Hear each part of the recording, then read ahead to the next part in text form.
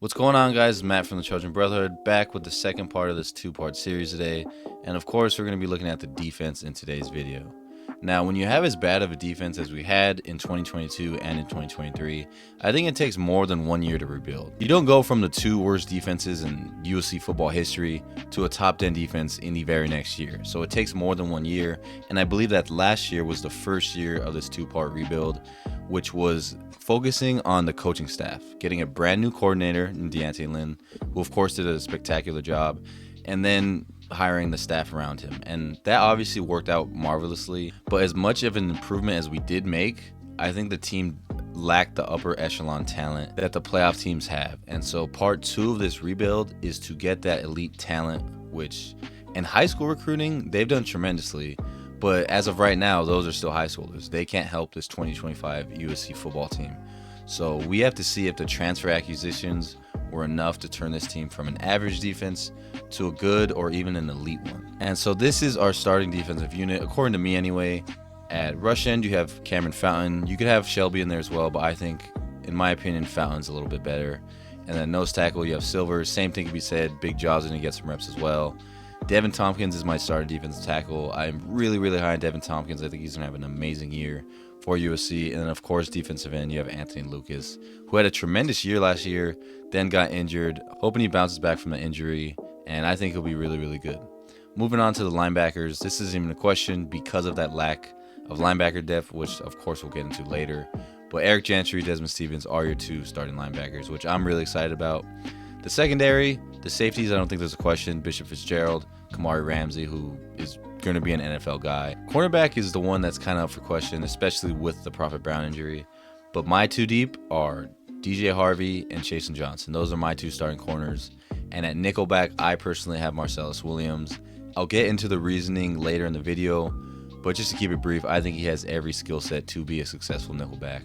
And so yeah, that's my starting defense. Now the first area I want to cover is the defensive line, which I am very, very excited about. And that's because of two reasons. Number one is the depth is something that we haven't seen in a long time. I'm really excited about that. But number two, and more importantly, is the pure athletic ability that this group possesses. They have two monster nose tackles that are former top 100 recruits, two freak of nature edge players that were also top 100 recruits. Jide Asbari made himself on a top 100 freak list, and then not to mention you got incoming freshman Thanos, who has that nickname for a reason. But as we all know, athleticism will only get you so far. Truth be told, that group of names does not have the most experience. Now those are the guys that you can write in ink, like Tompkins, Silver, Lucas. I think you can write them in and feel confident with what you're going to get. And I think those three players, when you look at the defensive line, they'll definitely form a wall, and I think this will be a tough front to run on. But my biggest question for this unit, and that's the pass rush, because last year, this team had zero pass rush. I mean, it was bad. I think most of the sacks came from the secondary. And as I mentioned earlier, Braylon Shelby, Cam Fountain, two freaks of nature, two young top 100 players at edge that have not put up the type of numbers that we expected. And we are really relying on at least one of them to capitalize and being that big time pass rusher that we so desperately need. Because we did not go to the portal. We are putting all our chips on one of these two guys. And that's why I look at them as two of the biggest X factors on the whole team. Fountain was a freshman, so you can't really expect productivity from him. And his sophomore year, I hope he can have a big sophomore year. But I did say this last year, the same exact thing about Shelby. He was a freshman. I think he's going to be a big-time pass rusher, and he did not live up to expectations. Not saying I'm out on Shelby, but that's just what the situation is. But with that athletic ability, that talent, and the coaching staff that we have, I do think that it is a very high possibility that one of them will step into that role. But next, I want to talk about the linebackers, which I have mixed feelings about. I feel great about our two starters, Gentry and Stevens, but I'm extremely worried about what's behind them, being former safety Anthony Beavers, redshirt freshman Dayton Walker, Penn State transfer Robinson. And it adds on extra anxiousness when you think about Gentry's injury history. I mean, if you think about it, let's say Gentry gets banged up right before Illinois or Michigan or Notre Dame. That alone can cost us the game. That's how important this guy is to this football team. Not only is he really good at his position, but he is a playmaker. He's not just someone who does the bare minimum and fills that role. He goes above and beyond, and he's a skill set that you can't replicate. And when you have guys that can't be replicated, the drop-off, even if you did have a solid backup, that hurts your team tremendously because they can't do the things that guy does. When you have a playmaker like that and then you don't have a guy behind him that you feel comfortable about, it becomes a really, really big worry. And so Eric Gentry's health is one of the 5 most important things in this season. And as for Desmond Stevens, as someone who was not really a fan of Mason Cobb or Shane Lee or Raylan Goforth, every time I saw Desmond Stevens in the game, he looked different from those guys. The best way I can simply describe it is when he was on the field, I saw a real starting level linebacker, which embarrassingly enough has been hard to come by these past few years at USC. But yeah, that's pretty much the linebacker unit. I love Eric Gentry. Injury prone, not a lot of depth. Desmond Stevens, I'm very, very high, and I think he's going to be a really, really good linebacker. The best Mike linebacker I think we've had in 4 years. That's how highly I feel about him. But again, it doesn't matter if these two guys can't stay healthy. So the linebacker room, it's all about health. Now moving on to the secondary. I want to start with the safeties because I think this is a big strength of the team. Kamari Ramsey is an NFL guy. Nothing more needs to be said. He's definitely the most NFL-ready guy we have on the team this year, and it's either him or Gentry that's the best defender on the team. Now we bring in transfer Bishop Fitzgerald, and they form a great tandem. I think their strengths really play off of each other, and it really, really takes pressure off of Ramsey, and now you can utilize his strengths more. Behind them, Christian Pierce is a guy that's been in the program for a few years now, and I definitely feel good about him as a backup. And then you got transfer Kennedy Erlisher, who has been making some noise at fall camp, so keep an eye out for him. But overall, feel really, really good about the safeties. And then finally, you got the corners and the nickelback, which the best way I can describe this unit is really talented but unproven. Whether they're unproven at the Power 5 level specifically, whether they're unproven because of a lack of experience, or unproven just simply the fact that they're freshmen. Every guy in the unit has some sort of experience. But a for sure starter, DJ Harvey, as I mentioned earlier, who was a star at San Jose State, truly, truly a great cornerback there, and someone who I'm very high on. But there's just the question of how his transition will be to the Big Ten. But I do feel confident about him adjusting well and having a big year for us. My cornerback 2 is Chasen Johnson, who I think has a ton of potential, and the word around fall camp is that he has been just killing it.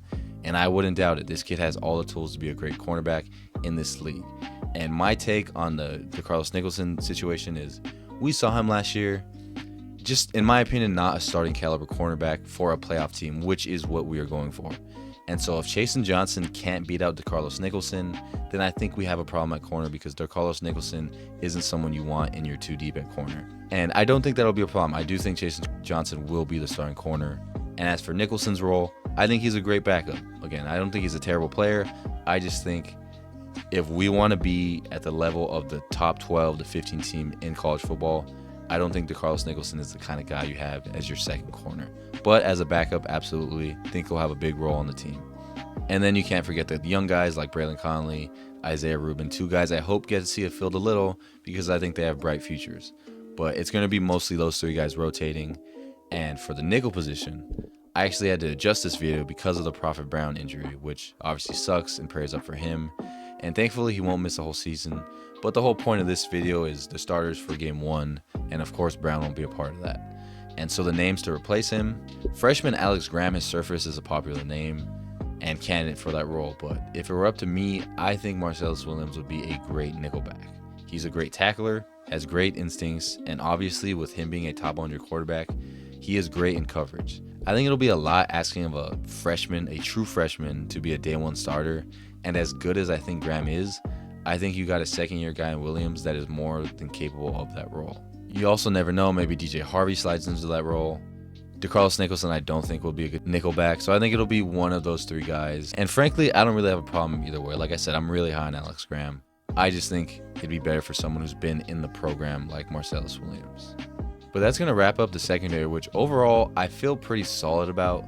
And maybe it's a USC thing. Like if you were looking at this from the outside, maybe you think, well, there's no really like proven name.